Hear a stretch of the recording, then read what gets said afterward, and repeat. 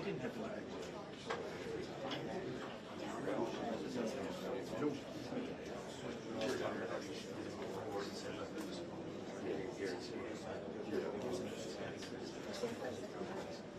you did 100% pass.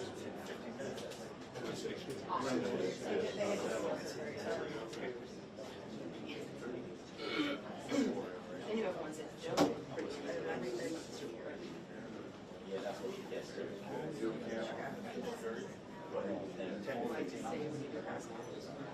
If you need me to. Yeah. Could you? Yeah.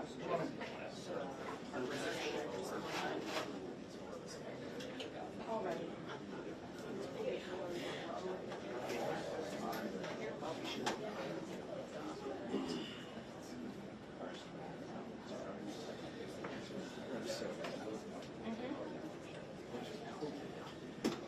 Do you know if I have quality that's hey, Dave, I'm up on the green side. That was what we were just talking about. Kirsch. Are you? Yeah, it's someone wrong. Right, I just don't know like the eastern part. Yeah, well, that's what they told us.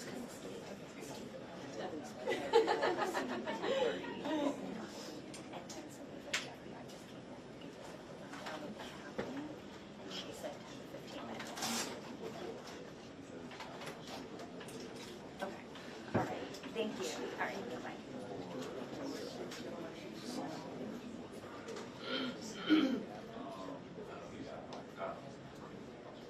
I'm gonna be in your shot with my knees like this, huh?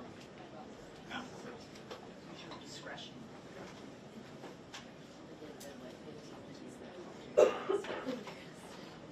Dirty years in my store. Actually, it's.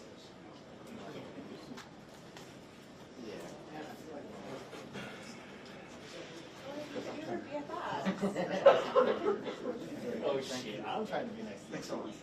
Oh, it's okay. Y'all's a little brotherly love over here.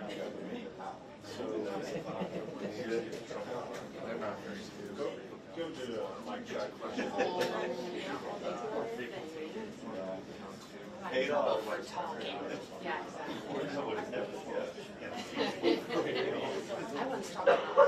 Mic check, mic check. Mic check, 1 2 1 2. Mic check. Jeff, is it good? Okay. Speak up next time.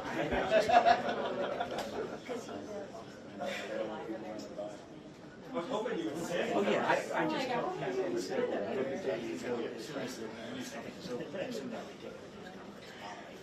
Yeah. I just want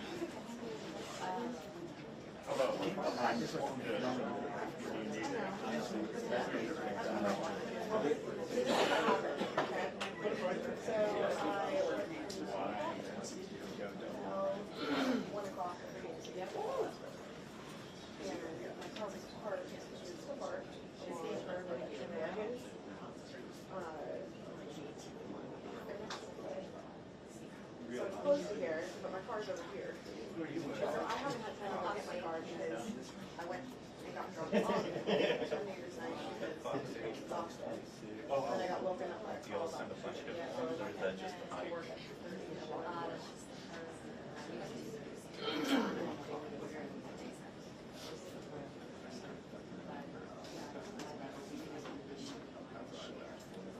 Yeah, we were fine. We were just fine.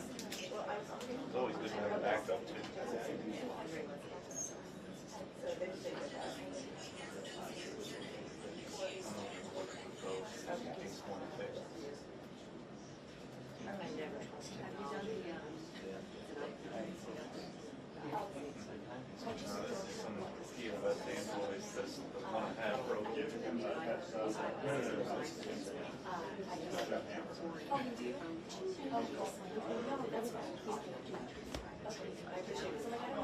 Oh, they just canceled it. I'm just keeping myself honest now. I have one on transcribe, but like everyone Yeah, has. the caption came off the stand. Oh, they canceled it. Yeah, he's about. He just I'm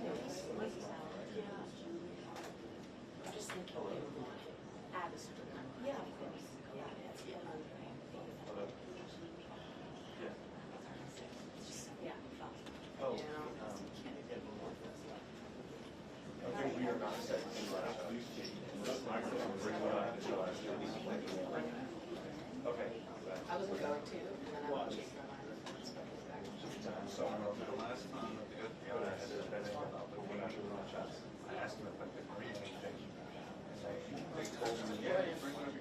when I got to the door. Because they hadn't been the federal, in here, and the federal. Yeah. So I just didn't bring it.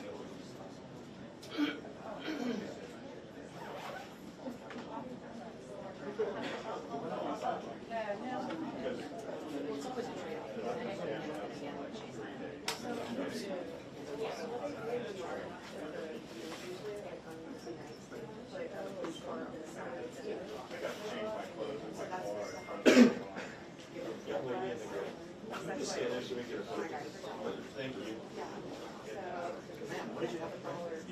Hello, everyone. I did get mistaken earlier for being part of the governor's office, but I'm not. I'm not. I'm not. Thank you so much. All right. Thank you, everyone.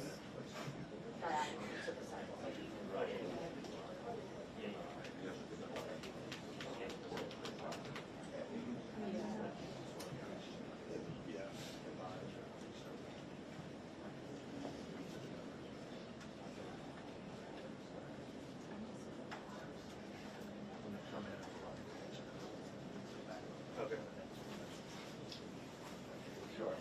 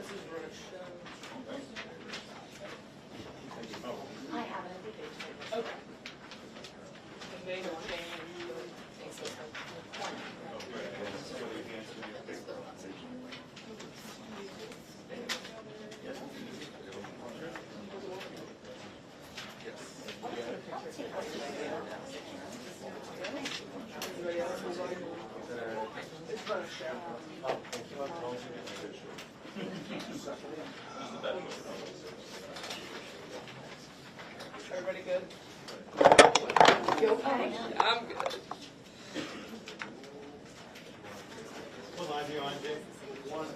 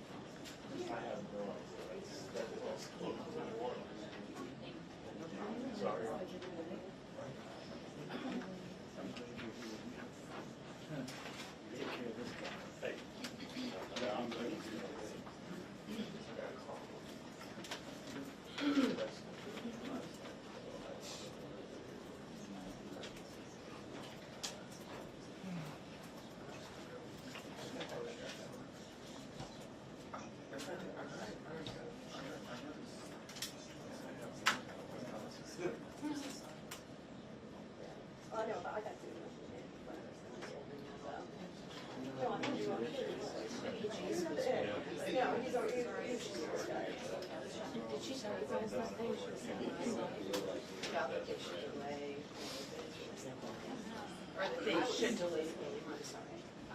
Another deputy.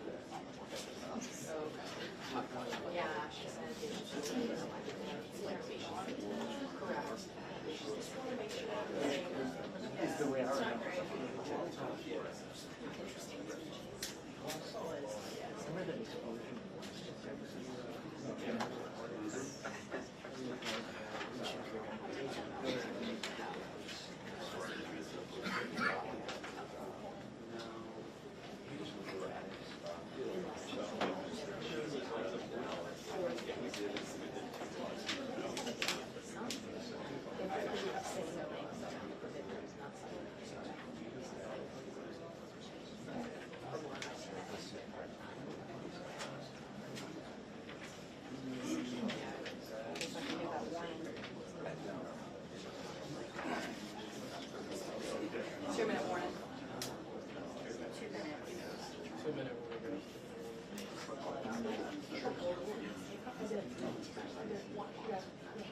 But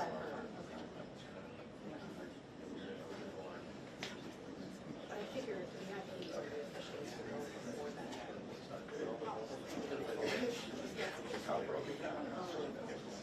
Clear,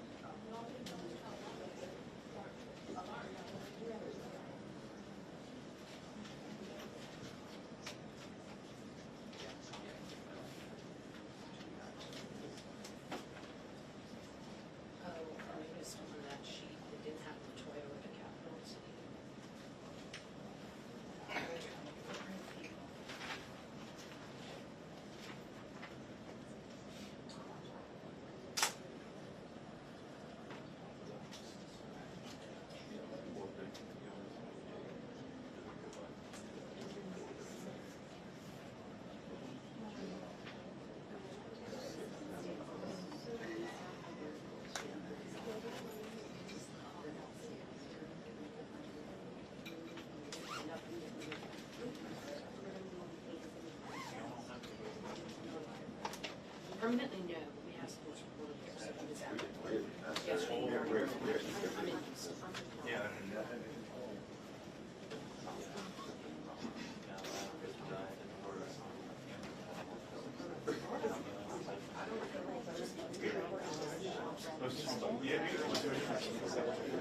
You don't have to do your work.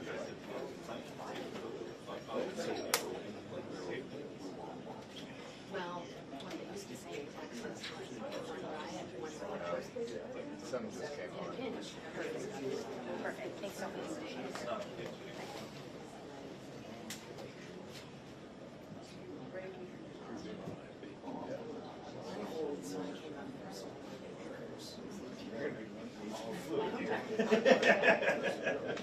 Now it's only 3 days a week, it's advanced.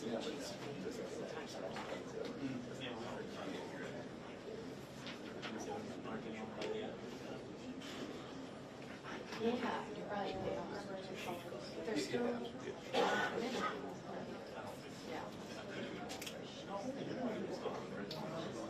Is it 3 days a week? Because they went to 3 days a week and they were advanced.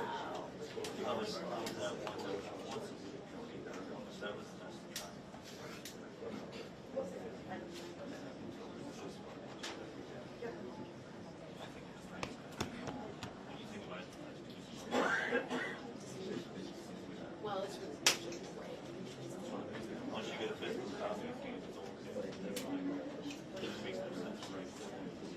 Well, like features, things understandable, so you want to go back to look at it for like reference. But not with the staff, you have. Right. When they just stop. That's not mine. It's back.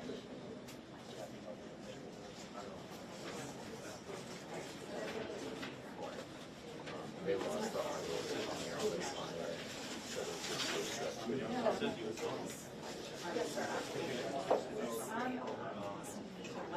This is that.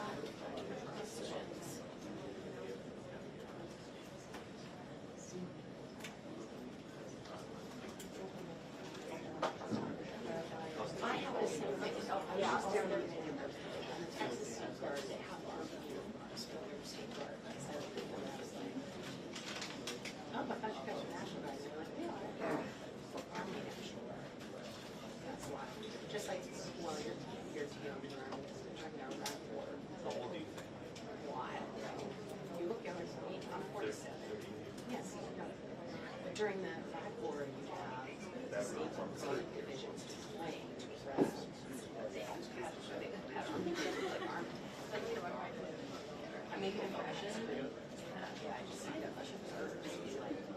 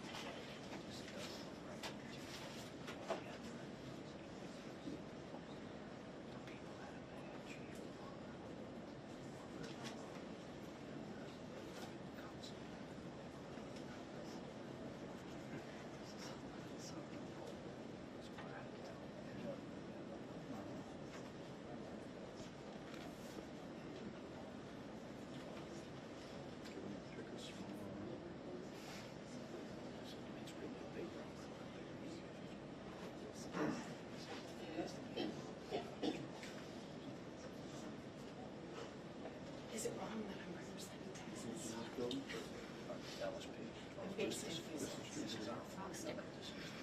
I need to get you a new. I know I do. All of you. I want this.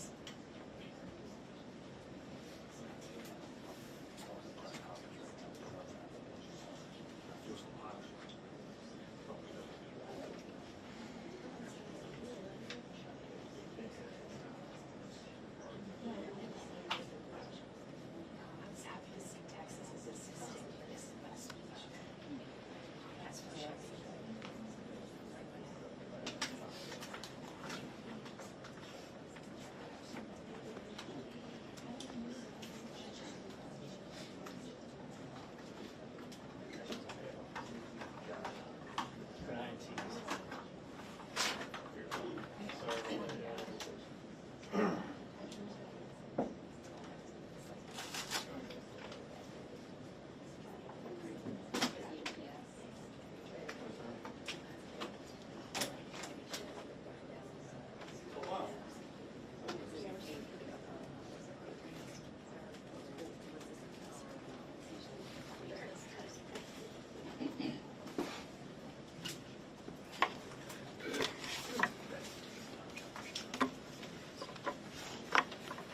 All right.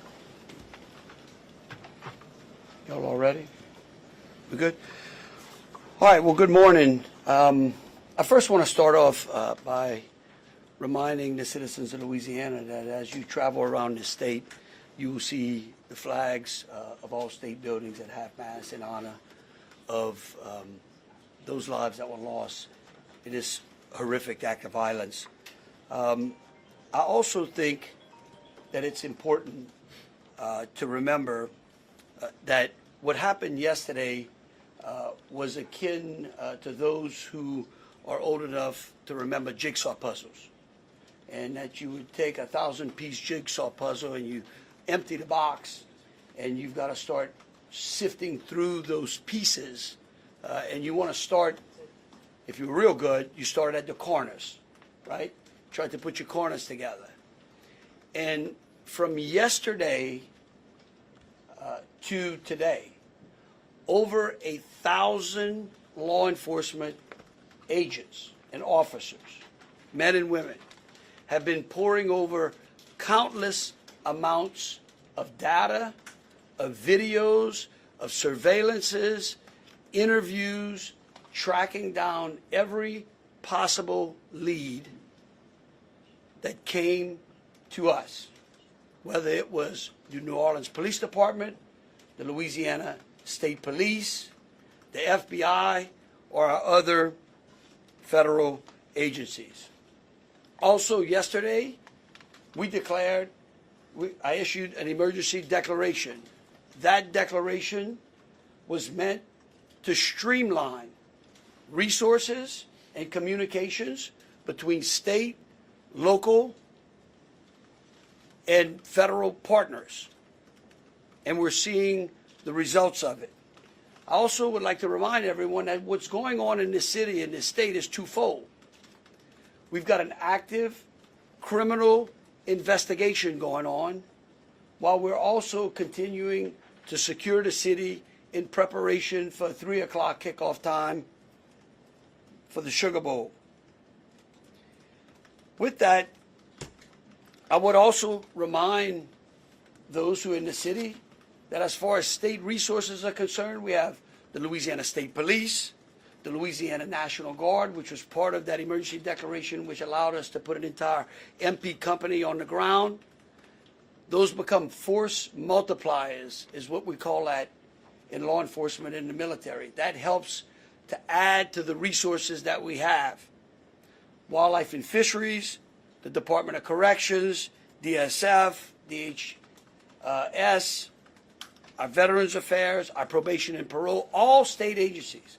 Any state agency who has a post-certified officers are here in this city to help secure the city. And so with that, I would like to turn it over to Christopher Rea, who is the Deputy Assistant Director of the FBI's Counter Terrorism Division. Chris? Thank you, Governor Landry.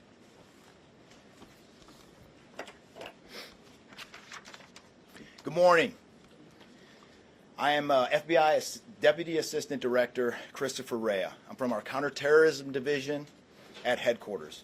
I'm also joined by Assistant Special Agent in Charge Alethea Duncan from our New Orleans office, who you heard from yesterday. I'm here to discuss not only the latest investigative information we have here in New Orleans, but I'll also let you know about other investigative activities outside of the state. I first, and most importantly, want to send our deepest condolences to the victims of this horrific attack and their loved ones. 14 innocent victims were killed in this senseless attack, and at least 35 are injured. We cannot ease the grief people in this community and across the nation are feeling at this time, but rest assured, we stand with you and in support of you. All the resources, and I'm going to go into that a little bit later, all the resources of the FBI are being focused on tracking down every piece of evidence, every lead, every interview, every potential lead we've got. While I won't be able to answer all your questions today, my goal is to be as forthcoming as possible with you on what we've uncovered so far. First and foremost, let me be very clear about this point. This was an act of terrorism. It was premeditated and an evil act. This was obviously a critical incident, and with that, lots of information and tips come pouring in from law enforcement, first responders, and the public. We have been aggressively running down these tips and information. As you all know, that takes time, and we will continue to do so until every lead has been followed through on. This investigation is only a little more than 24 hours old. So I ask you to keep in mind that as I go through some of the specifics later. But at this point, currently, and this is another fact I want to be clear on, we do not assess at this point that anyone else involved in this attack except for Shamsa Din Jabbar, the subject you've already been briefed on. A little bit about what the FBI is doing. So we are surging people and assets to the area from across the region and across the nation. Special agents in multiple field offices across the country have been deployed and are assisting with potential aspects of this investigation and following up on every lead. Additional teams of special agents, professional staff, and victim specialists continue to arrive to provide more investigative power and assistance to the victims and their families. We have also forward deployed a number of our critical incident response group assets, including members of our hostage rescue team, special agent bomb technicians, and crisis management coordinators. In addition, we have deployed more evidence response technicians to continue to process the various scenes that we have. So far, we have received just over 400 tips from the public, and that information is being followed up on both here in New Orleans and across the country. Some of the tips are here in New Orleans, and there are other tips in other states across the country that we are following up on. The FBI team and our law enforcement partners here are also reviewing hundreds of hours of surveillance and other video from both the French Quarter and other locations. As for a timeline, at this point, investigators believe Jabbar picked up the rented F-150 in Houston, Texas on December 30th. He then drove from Houston to New Orleans on the evening of the 31st, and he posted several videos to an online platform proclaiming his support for ISIS. There were 5 videos posted on Jabbar's Facebook account, which are time-stamped beginning at 1:29 a.m.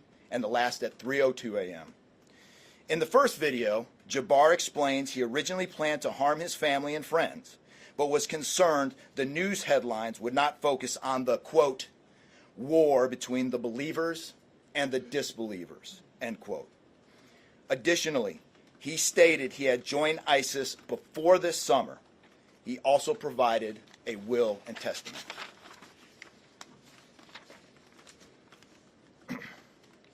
FBI and ATF. FBI, we have a couple different scenes at the location.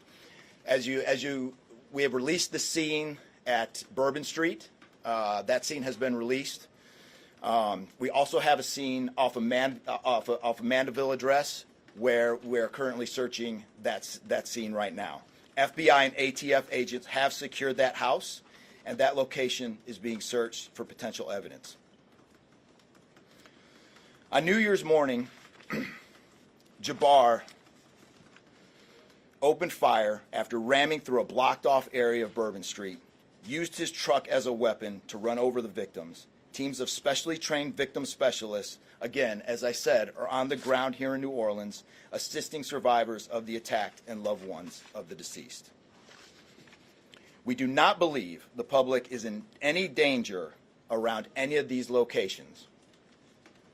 3 phones linked to Jabbar have been recovered, and digital media exploitation is a priority to see what is on the devices and determine if there are any other potential leads.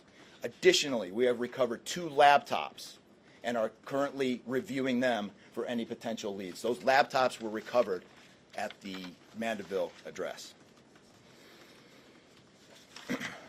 Evidence technicians will also be going over the F-150 truck Jabbar was driving. As you know, we recovered an ISIS flag from the back of the vehicle. Jabbar declared his support for the terrorist group on social media, as I stated before, as he made his way to New Orleans. FBI bomb technicians also recovered 2 IEDs in coolers, one from the cross-section of Bourbon and Orleans Street, and the second at an intersection approximately 2 blocks away. There were multiple reports of other devices. Those reports turned out to be misinformation or not actual functioning devices. Those are the only 2 devices that we've been able to recover that were functional. Both devices were rendered safe on scene. We did obtain surveillance footage showing Jabbar placing the devices where they were found. 2 other, as I said before, 2 other items of interest were determined not to be IEDs. A little bit about Jabbar. Jabbar himself was born in the United States and is a U.S. military veteran. We are looking in everything in his life. While we have interviewed many people who know Jabbar, we still need to talk to others. Whether you know Jabbar personally, worked with him, served in the military, or saw him in New Orleans or Texas, we need to talk to you. You may not think you have relevant information, but what you know could tie in to one of our investigative leads. Specifically, we want to talk to anyone who was in the French Quarter on New Year's Eve or early on New Year's Day. That includes people spotted near one of the 2 IEDs on Bourbon Street. The IED was inside a cooler, and many people stopped and looked at the cooler and then continued on their way. Let's be clear, again, we do not believe at this point these people are involved in this incident in any way. We want to speak to them as witnesses and want to know what they saw and when. I went down to the crime scene last night. It is very hard to put into words what it looked like and how difficult it was to see. Anyone with information can call us at 1-800-CALL-FBI or send digital tips to fbi.gov/Bourbon Street attack. Early this morning, evidence response teams finished their work at the crime scene. Bourbon Street has been turned over to the city of New Orleans. As you know, there's also an FBI investigation in Las Vegas. We are following up on all potential leads and not ruling everything out. However, at this point, there is no definitive link between the attack here in New Orleans and the one in Las Vegas. And again, I'll preface everything with what I started with in the beginning, which was this is very early in an investigation like this. Again, our thoughts and prayers are with the victims of this tragedy and everyone impacted across the country. They remain at the heart of our investigation. I also, although I've only been on the ground here a short time, I also want to express a sincere appreciation for our partners here, which include the U.S. Attorney's Office, HSI, ATF, the New Orleans PD, the Louisiana State Police, the Governor's Office, and countless others. At this point, I'm going to turn it over to the Special Agent in charge of ATF here, Josh Jackson.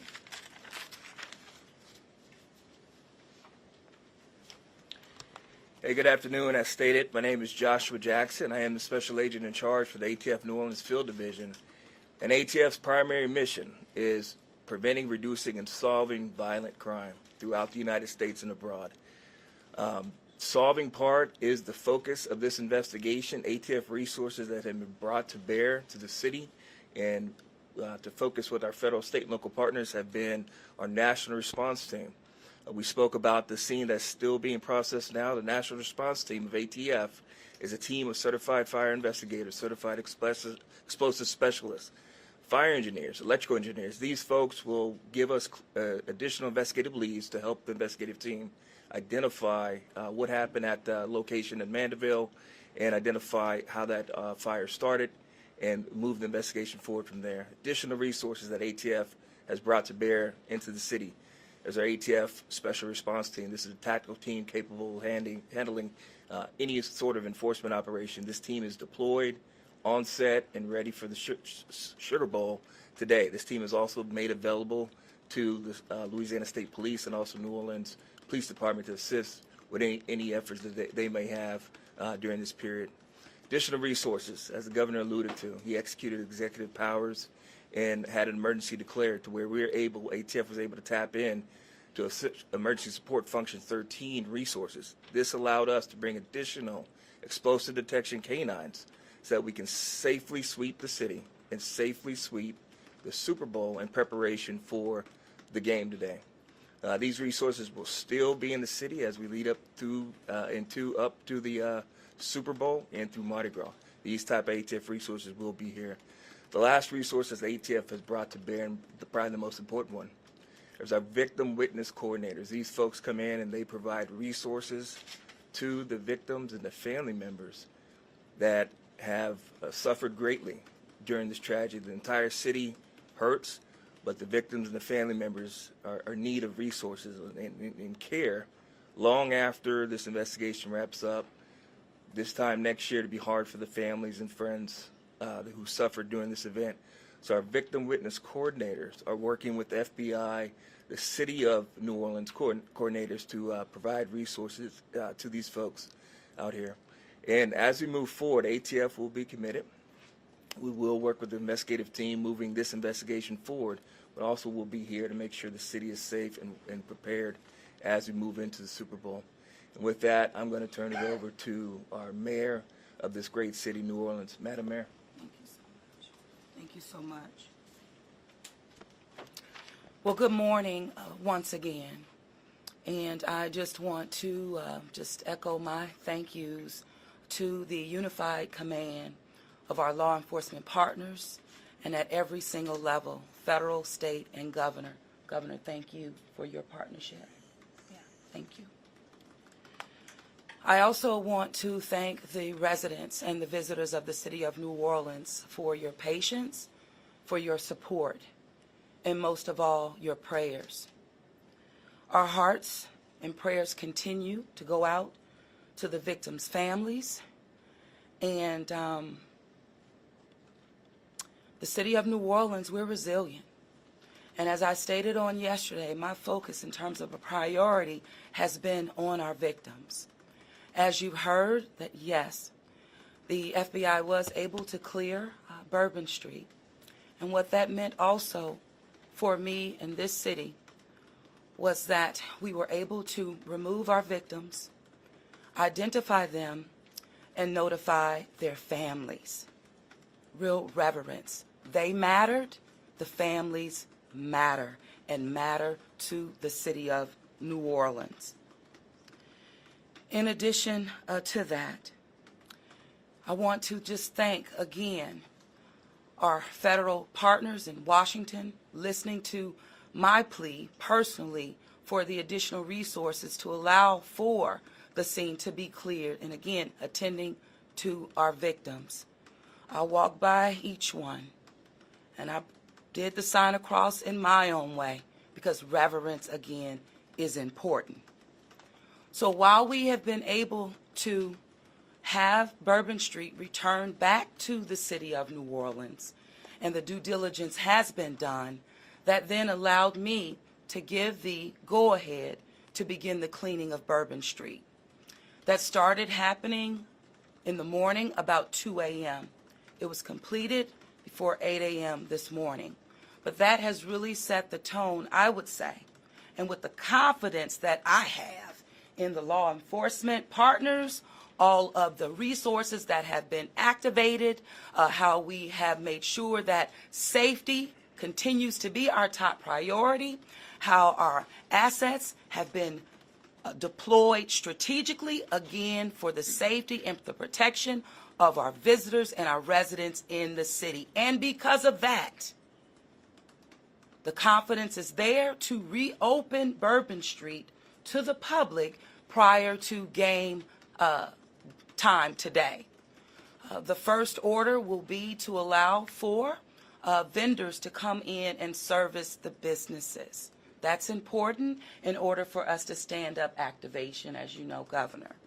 And so with that, I want to reassure the public that the city of New Orleans is not only ready for game day today, but we're ready to continue to host large-scale events in our city because we are built to host at every single turn.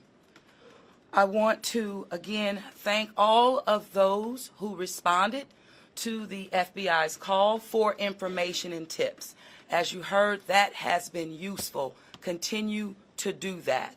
The investigation is still active and absolutely under the FBI's leadership. We will continue to operate and cooperate as we always have. So I want to also thank all of our partners for the added resources for victim and crisis management. We know that that's, again, important. Working with our partner, the Greater New Orleans Foundation, we have set up a fund for our victims' families for not only today but into the future. As you heard, this is going to be a long process for our people.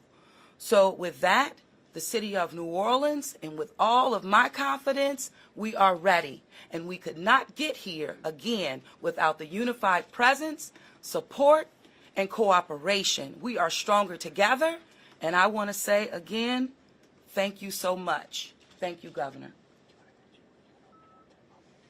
So once again, the governor would like me to reiterate that Bourbon Street will be prepared for full activation before game time today. We know 3 p.m., so we're working towards 2:30 p.m. But prior to game time, the kickoff, Bourbon Street will be restored. So we're hard at work now. Our teams are now, and of course, working with our business community to serve our public and serve our residents and our visitors alike.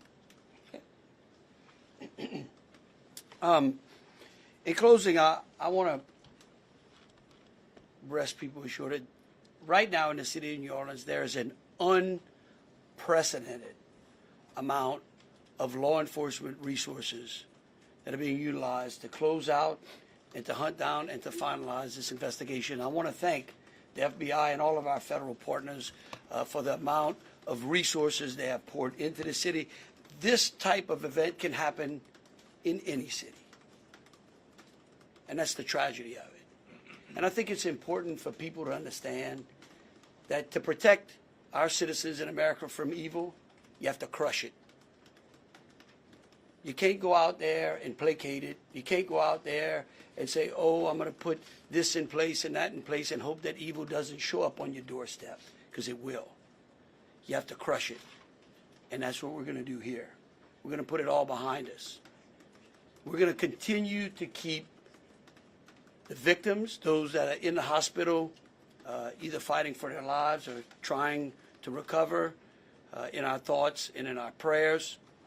But you know, this morning, and I don't want to single out just one news source, but I just happened to turn on Fox and Friends, and there was a young man who was interviewed who was actually on Bourbon Street during this horrific act of terrorism. And they closed out by asking him, what now? And I think he summed it up. He said, look, we can't live in fear, because fear will paralyze us. He said, we come down to the city to enjoy ourselves and to entertain ourselves and to be with our friends and with our families, because that's who we are. Louisiana invented hospitality. The people of this city care for each other. And believe you me, we care about each one of the lives that were lost in this city and that. We will never forget them. But it would be a tragedy if we let their losses be snuffed out because of fear. This city will be back. We will be open to family and friends and loved ones who want some time to relax from the pressures of life. And so today, we're going to have us a sugar bowl. We're going to enjoy ourselves. We're going to keep those, again, who have lost loved ones in mind. And we're going to get on to the business of this city and this great country. With that, I'll take any questions. Governor, this is for you and the Assistant Director. The message has really changed since yesterday. Yesterday, the FBI said that people should be vigilant, that he did not act alone, that he likely had help, and now you're coming out the very next day and saying he was a lone wolf, everything is safe, the game moves on, everybody have a good time. How can you be so sure just 12 hours later? Well, we're going to bring him up. All right, but here's what I want to remind everyone. Like I was a deputy sheriff. Right? I worked in a jail. I worked on the street. I worked on the interstate. I served warrants. I can tell you. Look, in today's world, I get it. Information, we get information like that. Everybody lives in a 15-second TikTok video. We think that life operates like it does on our phones, and it just doesn't. Information changes. In fact, that's why we ask the media for patience. We get information, like I said, no one dumps 1,000-piece jigsaw puzzle and puts it together in 5 seconds. Okay? And what I would tell you is that I appreciate the fact that what we did was we're under promising and over delivering today. And I think that's important. And I want to remind something. Look, because over the last decade, law enforcement has taken it on the chin, unfairly. And there are great men and women serving in the FBI, in ATF, in Louisiana State Police, in New Orleans PD. Our sheriffs have been unbelievable in this. And I tell you, they want to protect you all. And we have to trust them. And sometimes the information we put out, we end up finding out that it may be incorrect. But guess what? What we're doing here is something that I think is important. It's called transparency. And look, something may change again. Here's what I do know, though. Right now, this is one of the safest places on earth. That doesn't mean that nothing can't happen. Thank you, Governor. And to echo exactly, I think the governor put it eloquently, as Khabib said. In a lot of these instances, I also had the opportunity to deploy to Boss Bomb, and I will tell you this is almost carbon copy to Boss Bomb as far as the inaccurate reporting that comes up. And what the governor said is we want to be transparent with the public. Years of the FBI not being transparent, we're being as transparent as we possibly can. And unfortunately, as we're being transparent, unfortunately for that, there is some information that we have to go back and recorrect. And in this particular incident, you heard the resources that we've brought, that the other state and locals have brought. We've had 24 hours now to go through media, to go through phones, to interview people, to analyze those videos, analyze other databases. And after all of that, there's been hundreds and hundreds of leads done just in 24 hours. We're confident at this point that there is no accomplices. And I'll give you an idea of how that information sometimes, a lot of the early reports came out that there were extra people that were setting the coolers down, right? It turns out those were just patrons on the street that were looking inside the coolers, right? Well, we didn't know that at first, so we had to kind of track all that down and put that to rest. So that's just an example, one of the pieces of information, but there were other pieces of information that after we got our feet under us a little bit and on the ground here, we were able to put together a much more accurate picture of the subject and his attention. Deputy Director, a couple of things. The updated death toll, we just wanted to double check. Yes. 14, not 15? Yeah. 14, and then the shooter himself would be 15 total, to include the shooter. And to clarify a couple things, the IEDs, were the IEDs pipe bombs, and have you discovered a remote detonator anywhere? And when you said that you have surveillance footage of the suspect planting those IEDs, what time roughly were they planted? Yeah, those roughly a couple hours. I don't have the exact times in front of me. A couple hours prior to the attack. Before midnight, after you know? Probably after midnight. I want to say 1 or 2 in the morning. So but he left the area and came back. Correct. That's our assumption now. I mean, we still have a lot to work through. We're getting more surveillance video and everything else, but that's the assumption. And were there sweeps being done? Were there sweeps being done on Bourbon Street? Would there have been canines out on New Year's Eve? Would there have been bomb sweeps done as part of the regular precautions? Let me just say this, and either Joe or Rob will correct me. Look, a bomb dog doesn't operate like a drug dog, right? On Bourbon Street, there's a lot of senses, right? A lot of smells. I don't think you can run a bomb dog down Bourbon Street with thousands of people there and be able to sniff out a bomb. What we've been doing, what they have been doing, is certainly a complete sweep of the quarter because of the limited amount of traffic that's been out there. Let me just say this. I think this may help. It would be my hope that as some additional time goes through, maybe closer to maybe the beginning of next week, we will, if we've got it to what extent buttoned up as we could, I would work with the FBI and the city, and maybe we can come up with a timeline to be able to get you those information, kind of walk everyone through from day one through. I think it's extremely premature, and you're really putting us on some speculative grounds to ask some of those questions, because again, it's only been 24 hours. I mean, can you imagine how far we've come in 24 hours? So can you just clarify if there was pipe bombs and a remote detonator, sir? Pipe bombs and a remote detonator. Well, we'll go one at a time. What's being done to make Bourbon Street safer tonight than it was New Year's Eve? Eve, are temporary bollards being brought in to block off the street, and why weren't those used on New Year's Eve? Well, look, here's what I'm going to say. Every time some bad guy does something like this, there's what we call an after-action review. Because, again, nothing is 100%. We have reinforced the area.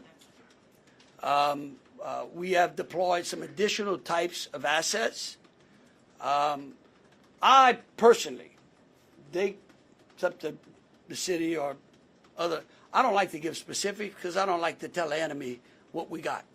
But I can tell you we're in better shape than we were before. Director Rea, questions. Director Rea, excuse me, what brought him down this Can you road? speak to the Mandeville scene? And then we'll go to you. Some neighbors at that site told us they smelled smoke early in the morning. Was there a fire there? Any kind of burning happening? Yeah, Do you great. still believe that fire happened after the suspect was killed? That's correct. Yeah, I'll move to 18. I do want to address the suicide vest question. I want to kill that one right away. Okay. There was no evidence that the subject was wearing a suicide vest at all. So I will turn the Mandeville stuff over to ATF. Yeah, as to the fire at the Mandeville scene, so our working theory now is that the fire started after Jabbar was already deceased. There's a lot of different ways that can happen. You could have different time devices. You could have a long cord that extended that time. You could also have pressure cookers that were put on top of the stove filled with gasoline, and then it went off. There's a lot of different ways to do it, but that is why our ATF National Response Team is here to answer those questions and get that investigative lead back to our team. So more to come on that. We're still processing that scene. We're out there right now. What do we understand about how he became radicalized over all of this time? What brought him to Bourbon Street? Do we understand, was there any international travel involved? What led him down this path to this sort of radicalization? Sure, a lot of questions we're still asking ourselves. We know that he specifically picked out Bourbon Street. Not quite sure why. I mean, I think one can assume that it was lots of people New Year's Eve, with a target for an attack. That's the stuff in the coming days as far as that path to radicalization that we're really going to be digging into and making a priority of. So what I can tell you right now is that he was 100% inspired by ISIS, and so we're digging through more of the social media, more interviews, working with some of our other partners to ascertain just how to ascertain a little bit more about that connection. Mayor, what gives you the confidence? We're gonna do one more. Kate. Right there. You've had your hand up for a while. Yeah. Sir. Thank you, I appreciate it. It's actually for Special Agent Wright. Sir, I prefer those. I'm gonna show you. in order to reassure people, would you be able to explain the analysis and evidence that has led to this most recent understanding that he was a lone actor and that there is at this point, at least from your understanding, no further danger to the public? Sure. I think a lot of that, multiple interviews, the hundreds of interviews that we've conducted so far, the social media review that we've done of his accounts, by my count now, the 5 devices we have, the 3 cell phones and the 2 laptops, been able to initially triage or go through that, and there is just nothing to indicate through call records, through anything on those devices, through interviews, through anything in our systems that he was aided in this attack by anybody. And again, I have to caveat, like the governor said, this is 24 hours into it. And that could change, but right now we've got a much better picture and much more confidence on what we were dealing with than we were just 24 Mayor, hours. what gives you the confidence? All right, look, thank y'all so very much. Again, Mayor, what gives you the confidence again, to say we are to people going that to they try should to come to your get city y'all for as big much events? information as possible. So any additional information will be put out through press releases. Thank you so very much. Moving forward, are Mayor. we going to be making Bourbon Street a pedestrian only, or are we going to be allowing cars to drive on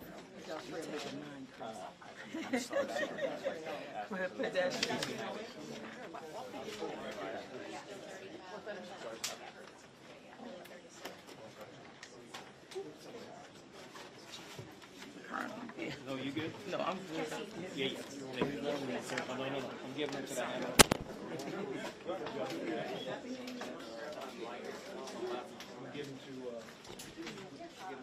On the stand or not?